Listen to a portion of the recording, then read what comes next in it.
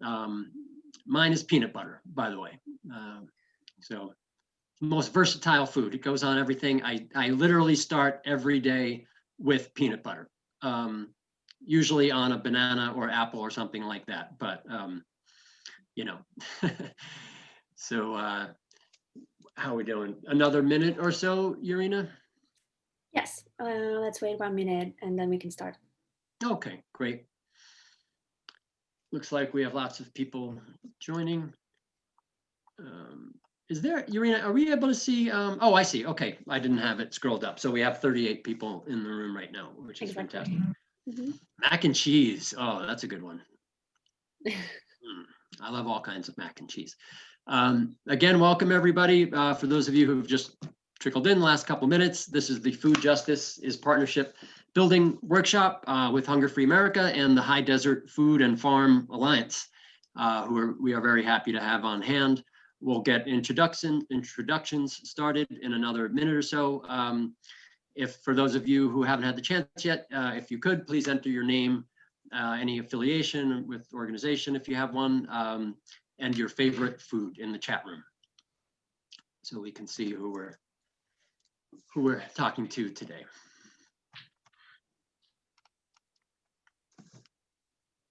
And again, just a reminder, this is a 2-hour total program. The first half will be the workshop by the High Desert Food and Farm Alliance.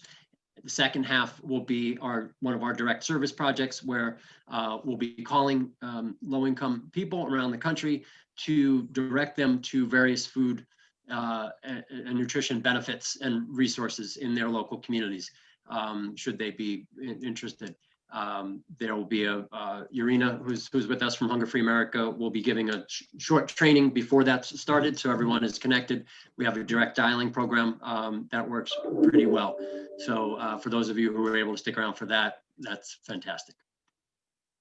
All right, shall we get going? Yes. Okay. All right. Well, again, everybody, welcome. Excuse me. Thank you so much for joining us today. We are going to get started with our program. Just a couple of things I want to do in way of introduction. We're going to begin by reading a land acknowledgement. I assume many of you are familiar with this, perhaps some of you not. I think there's a link that will be in the chat, Urena, if people want to go and take a look. Get some more information behind what land acknowledgements are and to find one for their local area. Okay, I think she just put it in the chat room there. So I'm speaking from the physical space of Bend, Oregon, and I would like to acknowledge that the land on which I currently reside was historically that of the Northern Paiute, the Wasco, and the Warm Springs tribes, which now comprise the Confederated Tribes of Warm Springs. We deliver this land acknowledgement to acknowledge the historical legacy of colonialism by honoring and paying respect to the land, which was taken by conquest, along with the domination of the people who inhabited the land and the imposition of white supremacy. We do it to raise greater public consciousness of Native sovereignty and cultural rights as a small step towards equitable relationship and reparation. And we encourage all of you on the call today to privately acknowledge the land that sustains and supports you.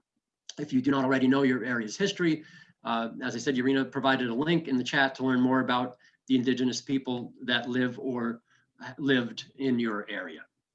So thank you for taking a minute to do that. I just want to say a few words about Hunger Free America and my role there. If you're new to Hunger Free America, we are a nonpartisan national nonprofit organization building the movement to enact the policies and programs needed to end domestic hunger and ensure that all Americans have sufficient access to nutritious food. We do this both through our direct service and advocacy work, both of which we feel strengthen the other. I am the director of programs here at HFA. I help oversee 4 of our departments, which are our benefits access department that connects people directly to various nutrition benefits, our USDA National Clearinghouse and Hunger Hotline, which we manage, which takes calls from people in need from all around the country, directing them to local food resources. our AmeriCorps Vista program, which we've had in existence now for roughly 12 or 15 years.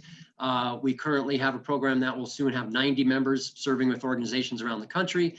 I have to give a shout out to Caroline, who's on the call with HDFFA. She is currently one of the Vista members that we helped to place with the local organization of HDFFA here in Bend.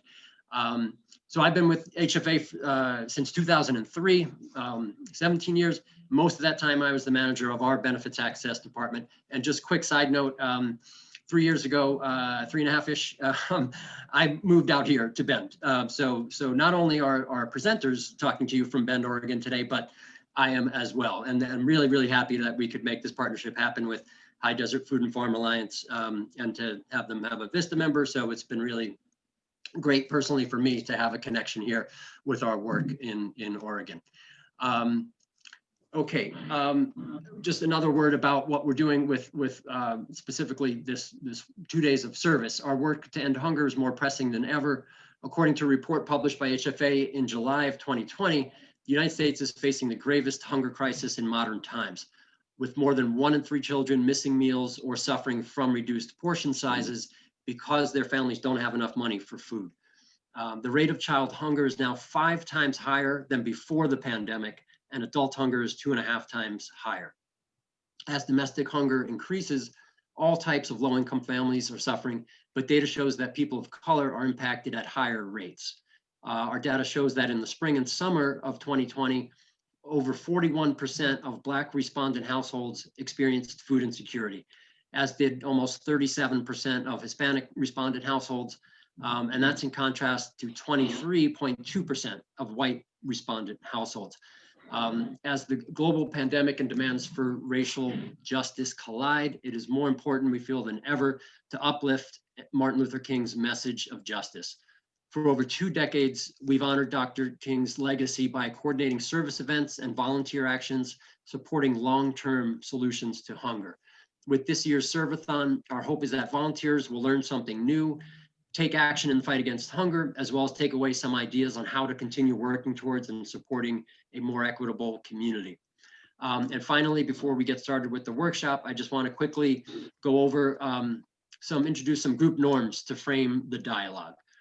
We believe that a safe space is a brave space. We are called to create a brave space where we accept the likelihood that we'll be uncomfortable when investigating issues of race, privilege, and oppression and our roles within them.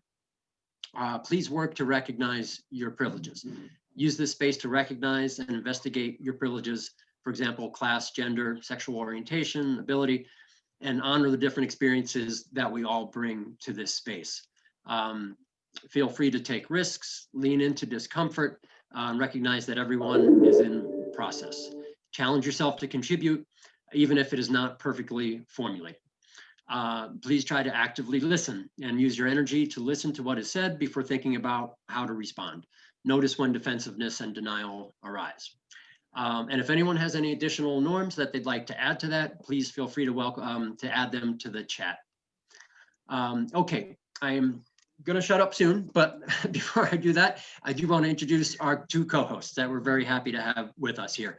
Caroline Danielson is the Hunger Free America Anti-Hunger Corps Vista member, and she's been with HDFFA since December of 2020. While studying human dimensions of natural resources at Colorado State University, Caroline found food to be the perfect connection of humans to the planet and to each other. With a love of local food and the belief that it should be accessible to all, Caroline has spent the past 4 years working, interning, and volunteering with various food access organizations. She's overjoyed to be serving with the High Desert Food and Farm Alliance in Bend, Oregon this year. And Chantel Welch is the program director at HDFFA. Prior to moving to Oregon in 2018, Chantel worked on affordable housing and community development programs in South Central Alaska.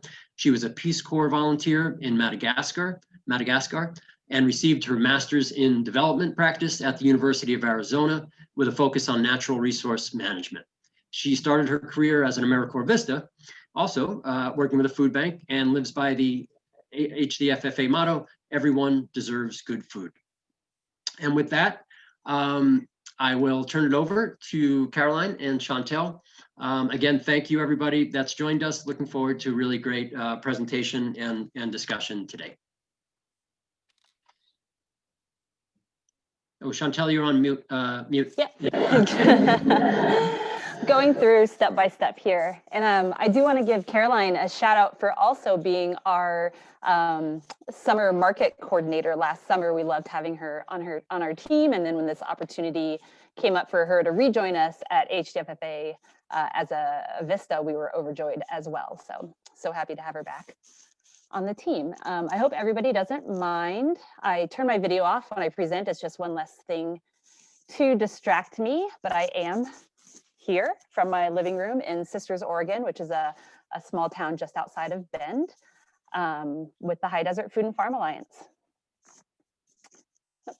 And for some reason, my slide is not advancing. There we go.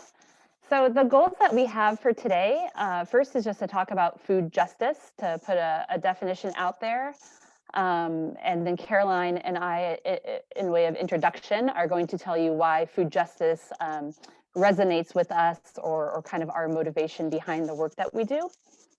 I'll go through some state of Oregon food insecurity facts and share some progress that was made, and then some of the recent setbacks that our state has seen, and focus on Central Oregon and give you a little bit more insight into what the lay of the land is here. And then we'll move into an overview of our organization, the work that we do, where we came from, and where we're hoping to go, and why we work the way that we do, and why collaboration is so key to our success.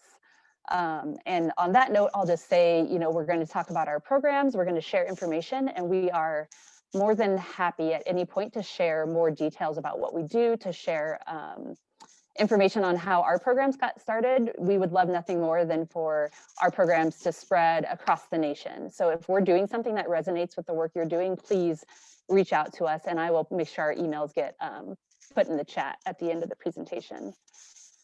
I also just wanted to, I guess in way of reminder or disclaimer, just say that sometimes we talk about numbers around food insecurity or around hunger in states.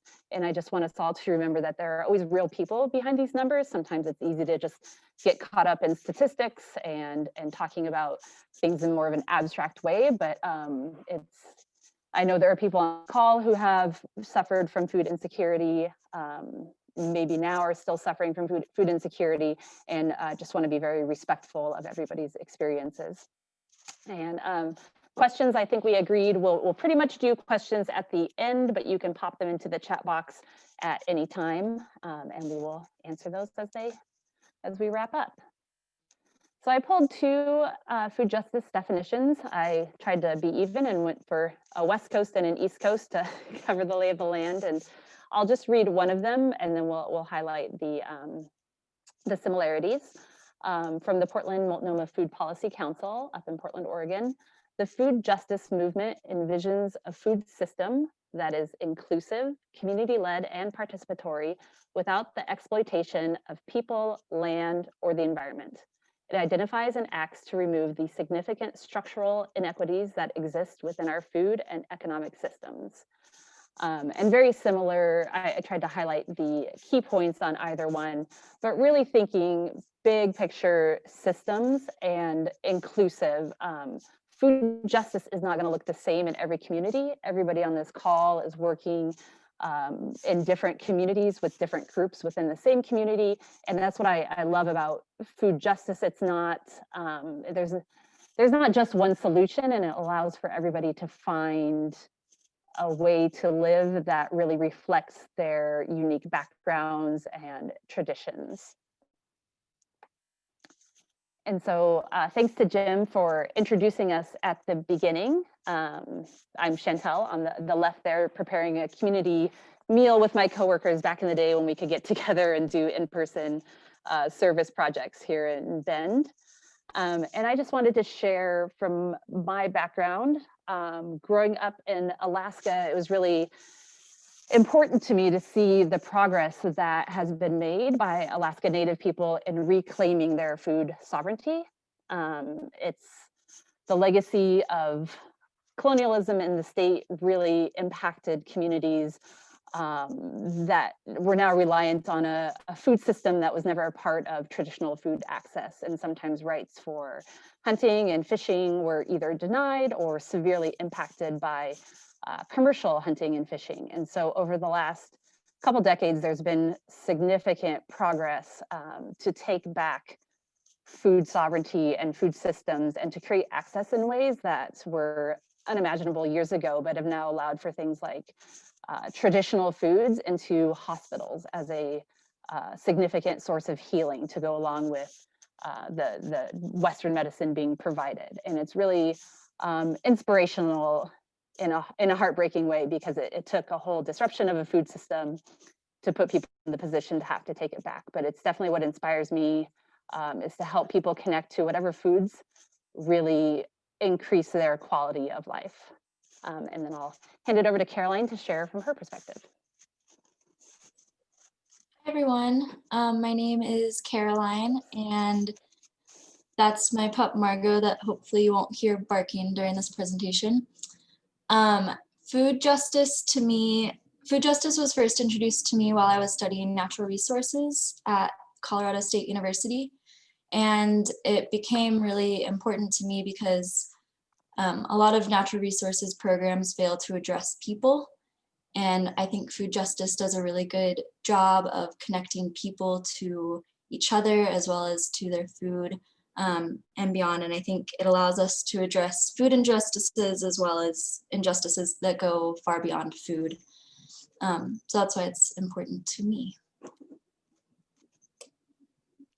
Thanks, Caroline.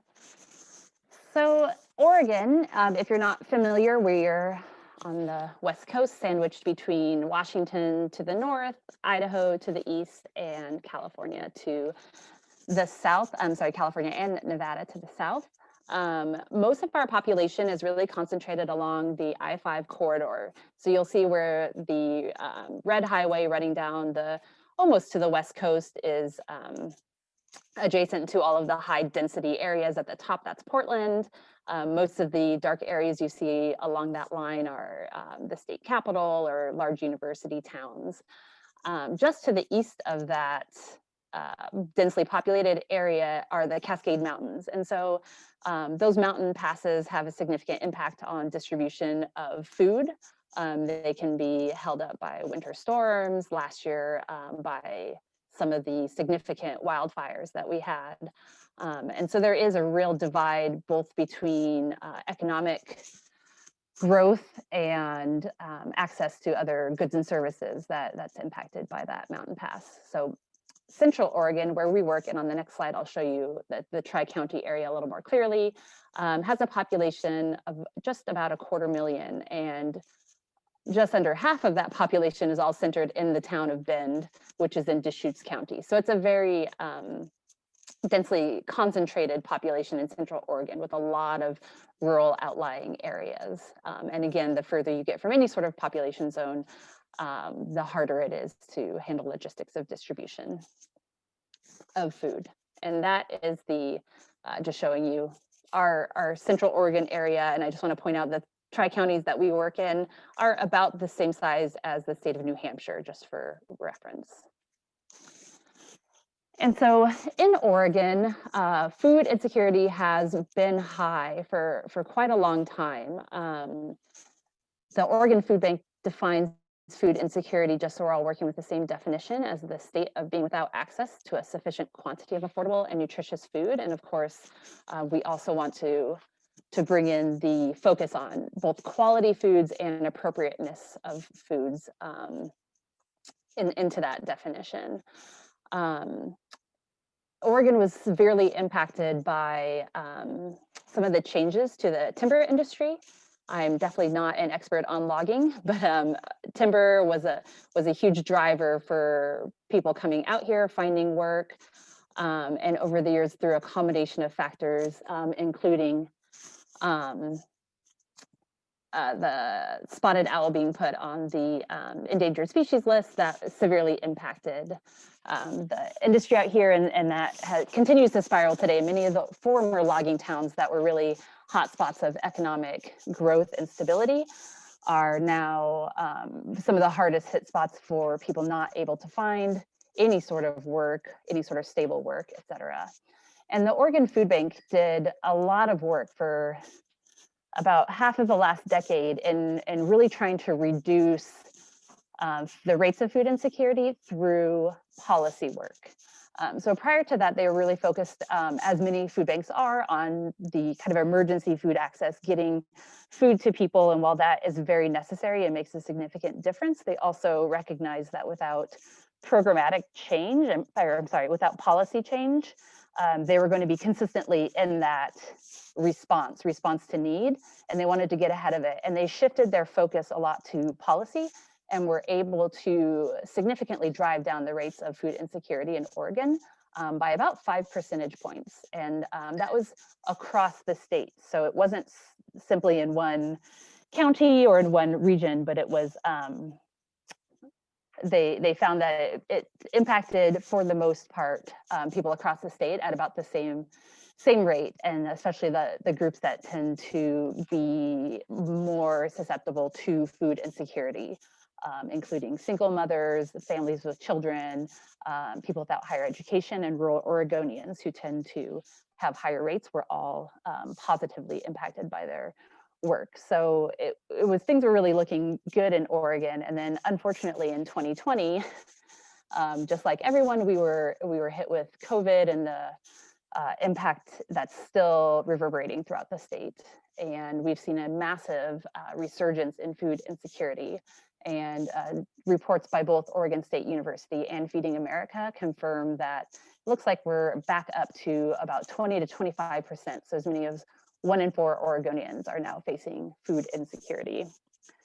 And a basic estimation for very low food security or hunger is about half of food insecure individuals. So that means that now we have as high as 12.5%, 13% of Oregonians experiencing consistent hunger, which is a significant increase from before. And of course, as we see across the United States, due to longstanding systemic practices, communities of color, BIPOC communities, for lack of a better term. I know not everybody likes the term BIPOC, but I'll use it here with that caveat. They experience food insecurity at higher rates. And unfortunately, with the continuance of COVID and no one being really sure what's going to happen next or when it's going to end, many of us are still operating in reaction mode. So we're unable to get ahead of it right now because we're just trying to keep up with the change in demand. And I put this graph in here just to show, excuse me, over time, Oregon is the dotted line. The top graph is showing food insecurity, and then the bottom graph is showing very low food security or hunger. So you can see how significantly Oregon was rising above the national food insecurity rate. And so even though we kind of mirrored the growth and decline, we had a significantly higher spike, and then we actually came in lower than the US average, which was thanks to the work of so many amazing people working at the policy level, and then unfortunately have risen back up. And so the High Desert Food and Farm Alliance has been operating here in Central Oregon for the past 10 years. Our mission is to support a healthy and thriving food and farm network in Central Oregon through education, collaboration, and inclusivity. And as Jim mentioned with my introduction earlier, our kind of unofficial motto is everyone deserves good food. We recognize that means a different thing to every person. And so we just want to make sure that people across our community have access to the foods that have a positive impact on their life. And we meet our mission by fostering relationships among farmers and eaters. We try to connect people with the people who are growing and raising food in our communities through improving access to nutritious and locally grown food, primarily for food insecure residents. So we do work across the economic spectrum, but our goal is that a person visiting a food pantry in Central Oregon has access to the same locally grown, high quality tomato that somebody eating a fancy dinner out at a restaurant does. And so we focus more on food insecure resident access. And we also work to support those small to mid-sized family farmers and ranchers, because we know that without the farmers and ranchers, we're not going to have that locally grown food. And so we want to make sure that they have the supports needed to be successful. And I will hand off, oh wait, one more slide, then I'll hand off, sorry. So like I said, been here for about 10 years, and we came out of a community needs food assessment. So anybody who's working on community needs assessments in your community, just know that a simple assessment like that might spark an entire organization being grown. We started as a food policy council and began our work from that angle with just a board running the organization. Over time, we realized that programmatic change was needed in our community. We needed programs to actually address some of the challenges identified. And so the organization changed the mission to meet that need and hired their first employee. And we had an executive director only for several years until we were able to grow enough to start bringing on other employees. And as I mentioned, we serve a tri-county area.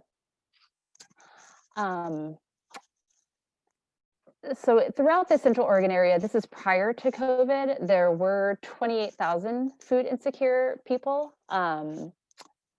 That I know some people on this call are working in communities that are much larger. You're working with a lot more need. And our challenge here is more that the need is so spread and hard to access. So we have people more concentrated in the urban areas for sure, but also throughout a lot of rural Oregon. And so trying to provide equity and access to foods is definitely a challenge for us.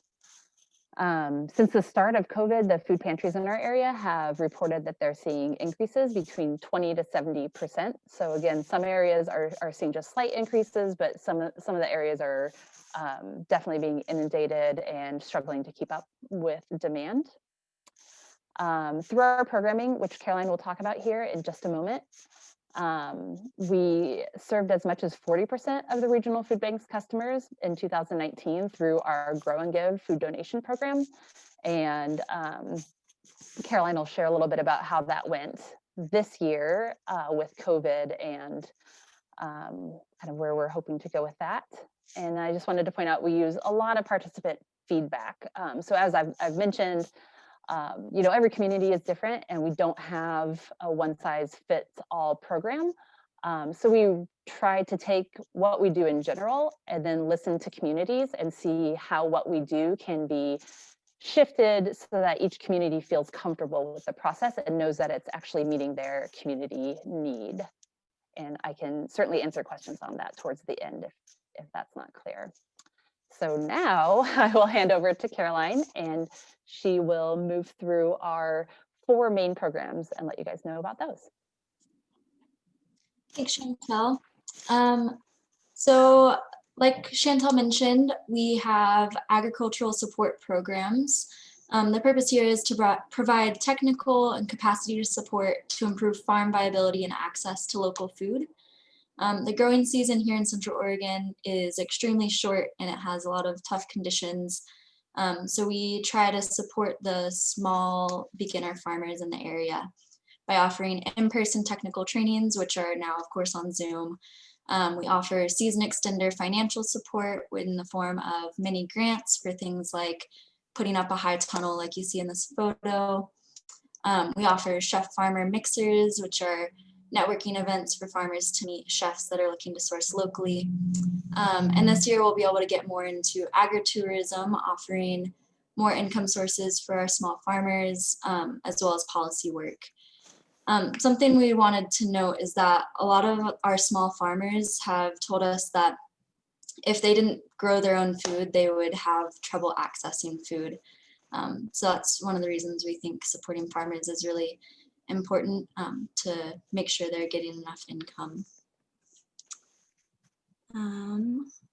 Right, you can go to the next slide, Chantel. Thank you. Here is our food and farm directory. We've put this out every year since 2012, and it's a guide to grown, raised, and crafted food products. So it has all of our food and farm partners listed in it. for people to be able to access local food. It's to connect farms, ranches, and food businesses to the consumers. This is distributed throughout the Tri-County area, and it's a free community resource. We also have an online version and an app. And we are always learning and growing, but we do try our best to appeal to folks that might not necessarily see local food as welcoming or might not necessarily attend farmers markets. And we do that through offering information on SNAP, EBT. We have, if you click, Chantel, you can see the next, yeah. So this is a page in our directory talking about stretching your local food dollars. So getting the most out of the money that you can spend on food. And then we also offer some food and farm business coupons. Another thing that we would like to note is that we offer some of these resources in Spanish, but as a small organization, we're still in the process of having the means to offer the entire directory in Spanish, but that's something that we'd like to work towards. All of our partners within the directory are food and farm businesses, and we offer these partnerships on a sliding scale. We don't want to exclude anyone in the community, so prices are offered on a sliding scale. Our next program is Grow and Give, which Chantal briefly mentioned. It's a fresh food drive, and the purpose is to increase the amount of fresh food available at food pantries. So Neighbor Impact is our regional food bank, and we are working to increase the fresh food available at all of the hunger relief agencies that they serve. Since 2014, we have donated 73,176 pounds to Neighbor Impact, which then is distributed to, I believe, over 46 hunger relief agencies in the Tri-County area. And this is done through a couple different means. So first we have tabling at farmers markets. So at the end of a farmers market day, farmers can choose to donate their leftover produce to us, and then we get it into Neighbor Impact. We also collect donations from farmer market patrons and community gardeners. The other big place that we get a lot of our food is local farm gleaning events.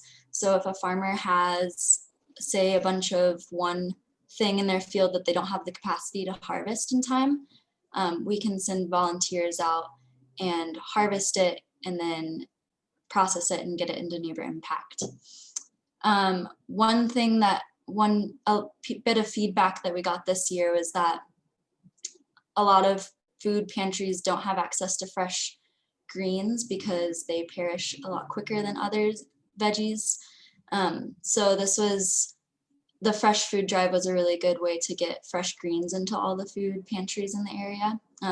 They often have access to things like potatoes and onions, more hardier vegetables, but greens are something that are not available often. Another part of this program is our Fresh Harvest Kits, which is a collaborative program that we do with different hunger relief agencies and nonprofits in the area. And these are like paper bags filled with fresh food from the Grow and Give program, spices from a local spice shop, a recipe, and then pantry staples like cans of beans and pasta sauce, that type of stuff. And this is a program that's meant to be duplicated. So if this is something your organization might be interested in, feel free to reach out and we'd be happy to get you set up with Fresh Harvest Kit information. You can move to the next slide. This is our Veggie RX program, and the purpose of this program is to improve the health of food insecure patients with diet modifiable diseases by improving access to fresh foods and nutrition education. We currently offer this program in Crook and Deschutes counties, and we've served over 600 family members with this program. Hannah here in the polka dots, she is our registered dietitian on the team, and she offers nutrition education to all of our participants. And this year we are able to partner with the Veterans Association, which is allowing us to reach more participants. We are, with the capacity of our organization, we're not able to do home deliveries of our Veggie RX produce. So our partnership with the Veterans Association allows veterans that are homebound to still receive the good veggies and fruits. I also want to note that this year we're going to be expanding the program. So in the past, participants received 6 weeks of fresh veggies and fruits along with nutrition education and recipe cards. But this next year we'll be able to expand that a little bit more. And those are all of our programs, but I wanted to mention that HDFFA really has a strong emphasis on local economy. We've invested $110,000 in local farms. This is through season extender grants, like I mentioned, our Veggie RX purchases. So we purchase all of the food for those participants through local farms. And then this past year, through our Grow and Give reimbursement. So we received a grant with COVID-19 that allowed us to reimburse farmers for the donations that they gave us for our Grow and Give program. This was an awesome opportunity, and we hope to be able to continue that in the future. One of our farmers gave us really good feedback and said that allowing us, or us being able to pay them for their donations, really showed how we value them. And even though it was a small reimbursement, it was very helpful for their farm. And the Central Oregon multiplier at the bottom, that is just showing that every dollar spent on local food invests 76 cents back into the local economy, versus purchasing non-local food in Central Oregon only invest 38 cents back into the local economy. So we think that it's really important to spend money on local food, and that's why we invest into our local farmers. And I'll pass it back to Chantel. Awesome. Thank you for covering all of those. And I'll just echo what Caroline just said. You know, we have materials that we put together purposefully to share with other organizations so that the projects that we're doing can be replicated. So please don't hesitate to reach out if there's something that was of interest. And on the last couple of slides here, I just wanted to go a little bit more into collaboration and why it's important to us, how we try to work, and how it makes us a better organization. And you know, one thing Caroline just mentioned was that we had grants that helped us reimburse farmers. It's been incredible to see our community response to COVID and just the increased potential for collaboration that arose out of such an economic crisis. Lots of foundations, private donors, and others were really stepping up to take up some of the slack that we were seeing, that allowed us to put money back into the hands of farmers and ranchers who were suddenly losing markets. And so it really is such an amazingly strong community effort to make some of these programs happen, and especially on the fly like that, with such an unexpected disruption in 2020. So from the beginning, HDFFA has been focused on public and private partnerships. You know, the directory that Caroline mentioned has always been an effort to bring together for-profit businesses, nonprofits, farmers and ranchers, really everybody who touches the food system, to not only grow economically, but to also just share resources and to build awareness throughout our community. So that's been a really great way to start, and it's a foundation that I think set us on a great path for always thinking systems wide instead of being too focused on just staying in our lane. It doesn't mean that we have to be an expert in everything by any means. It just means we need to better understand the full picture of why people are experiencing food insecurity, why small farmers and ranchers struggle sometimes to make a living, and how can we then bring together our own skills and the skills of other community partners to meet those needs. And I'm not sure how familiar everybody is with the social determinants of health, but I find that to be a really good guiding star for us in thinking about who is and isn't at the table. So when we think about a person's health, you know, it's not just impacted by one by one aspect in their life, but there are all of these different moments that can add up to determine somebody's health outcome. As starting with just the zip code that one lives in, and then snowballing often from there. And so from a food angle, we think of it like we could give somebody all of the fresh food that we could produce, and they could have more than enough food. But if they don't have a way to prepare that food, or if they don't have the knowledge on how to prepare that food, or any other barriers between them and actually eating that food, then it's useless. And so that's where we've had really strong collaborations in the past with organizations like Neighbor Impact, who work both as our regional food bank and also as an affordable housing provider, to get their input on what we're missing in our programming or who we should be collaborating with. Our Veggie RX program is a great example of our collaboration with healthcare.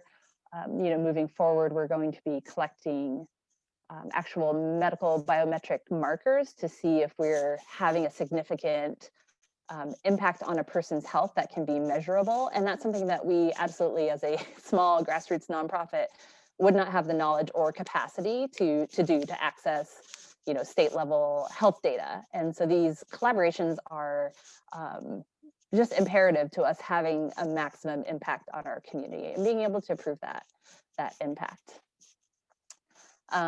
We also work, at the state level, trying to connect with more organizations that have resources that we can each leverage each other's strengths. So we collaborate all the time with our local Oregon State University Cooperative Extension Office. We're able to bring supports to their programming, and they're able to bring supports to our programming, and it makes us all stronger. Same with the new partnership with the Veterans Authority and our local community-based outpatient clinic, where they can identify homebound veterans who can't make it to the market to access our Veggie RX program, but they can deliver it to those veterans for us through some of their programming. It just allows us to reach more people. And I wanted to just share a couple examples of collaborative funding on projects. So the photo here is the Fresh to You mobile food pantry truck. And that is something that we helped Neighbor Impact in purchasing. It allows them to travel to more rural areas, especially in Crook and Jefferson counties, and deliver fresh food. Sometimes they're delivering the fresh food that we have collected at farmers markets or at gleaning events. And sometimes it's fresh food coming from the Oregon Food Bank.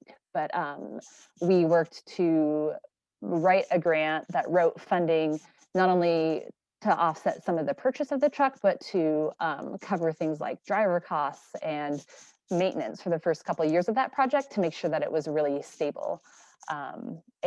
We ended up doing our Veggie RX project adjacent to this truck. So again, we were building this collaboration over time and showing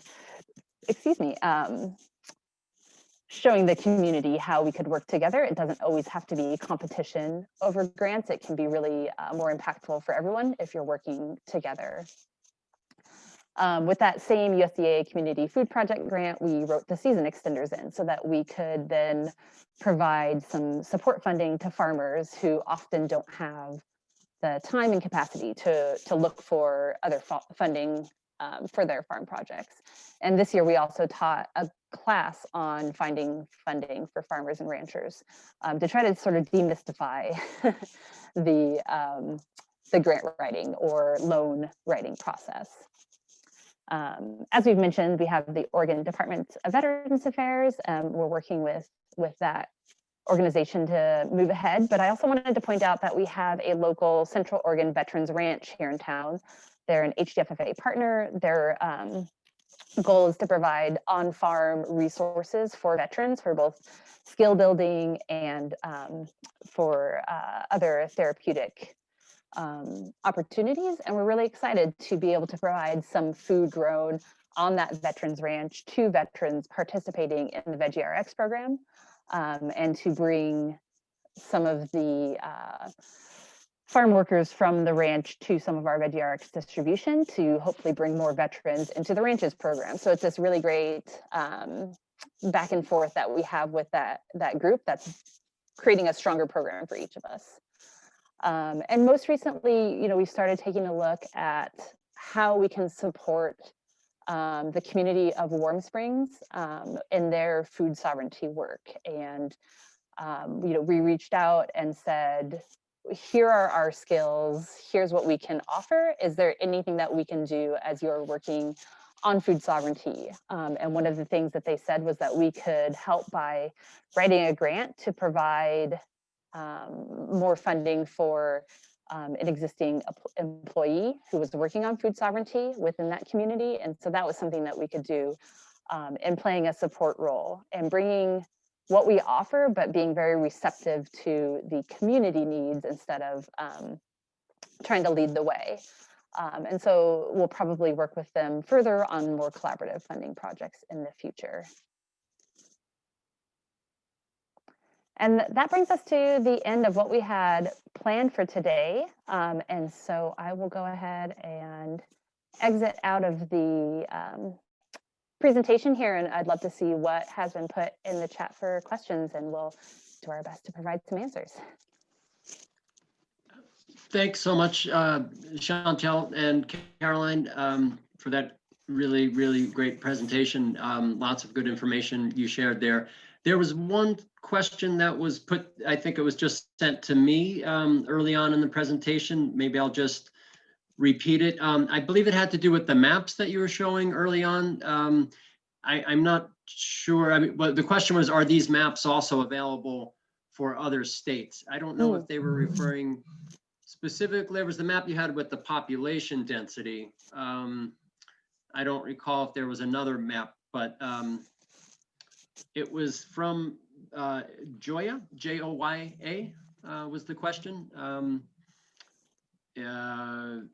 You could re-ask that question if you have specific, if there was a specific map you were pointing to, but that's the only question I think that came in so far. This is Joya. Oh, hi, Joya, thanks. Thank you for giving that question. Yes, the population and just some of the other charts that were after that really got me thinking, what's going on in Colorado? Yeah. Yeah. So I went back and looked at the map. The first one I presented was from the Oregon Public Health. So it's definitely was something put together specifically for our state, but I'm sure that each state has its own. I just did a quick Google search, to be honest, to start and found that, but I would start with your local public health department and see what they have. I'm sure it's out there. The chart that I put up was from a very recent study in December 2020 on COVID effects, again, specific to Oregon through our local university, but your land grant university would be a great place to start to look for that information. Thank you. Great, thanks. And Chantel, I see another, oh, just to say briefly, sorry, before we get to the next question. So yes, this is, in case you haven't figured it out yet, the question and answer period.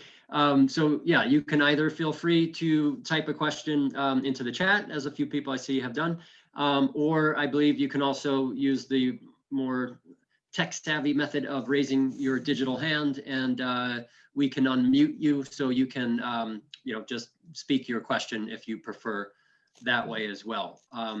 So Chantel, are you able to see the question from Sergio? Yeah, yep. So for participant feedback, we have a variety of ways of doing this. For our Veggie RX program, we have a contracted evaluator. And so she creates methods for feedback. We do end of program surveys. So for Veggie RX, we do both pre and post program surveys to gather information from participants on food access and some of their own self-reported information. And then at the end of the program, we have more open-ended questions that we answer about participant feedback. And we try our best to do a variety of methods to get that information, depending on people's access to technology. So we have paper forms, we call people, we try to text people to remind them. And we've done other ways of gathering feedback, dot surveys at events where people can just put a dot up on a chart answering very simple, basic questions. That's a way of gathering feedback that's been helpful for us. For season extender grants, we do pre and post surveys from farmers to find out how that went for them, any other feedback that they have. So we mainly do surveys, and we have done some focus groups, especially for Veggie RX. So if you need really specific, the benefit to a focus group is that people bounce off of each other. So sometimes in a single survey, they'll write down whatever comes to mind and the survey is done. But when you're in a focus group and somebody else says something, it might spark an idea in another person. So depending on what type of feedback you're looking for, there are a variety of methods. Great. Yeah, There's two more in there. Yeah. So the next question, can you speak to the role of senior and children volunteers in the raising of food? Garden. Yes. So this is something we are really hoping to move into further for our Grow and Give program. So right now, most of our food for Grow and Give comes from farmers and ranchers, which is great. It's a way to get a huge quantity of food in a single gleaning event. But we do want to work more going forward with, especially with retirees who have time to tend gardens, and to really encourage people to just plant an extra row or two for donation. And that's a direction that we're already starting to plan for this year, because we know that people are getting ready to plan for their gardens and they need to start thinking about what space they need. We haven't worked much with children, just because that hasn't been in our programming, but I know that there are areas that there are probably people on this call working with Food Corps and other organizations who have a lot of experience in there. Feel free to pop in the chat if you've had a positive experience working with children volunteers and what that program has looked like for you, because I think we'd all love to hear. And the next question is about the impact of wildfires. Can you clarify, Laura, what you meant by the impact of wildfires? Are you thinking on food production or on? I was asking that basically to understand. You mentioned obviously the impact of COVID in 2020, and I was curious. I kind of expected you to mention the wildfire impacts on displacing people and how that might have affected hunger, as well as just your programs and delivery and things like that. Does that make sense? Yeah, absolutely. Thank you for clarifying. So yes, for people who aren't aware of the wildfires that we had across multiple states out here last year, we had air quality that was off the charts. Hadn't seen levels that high here in Central Oregon. I haven't seen data yet on the impact of the fires on displacing people.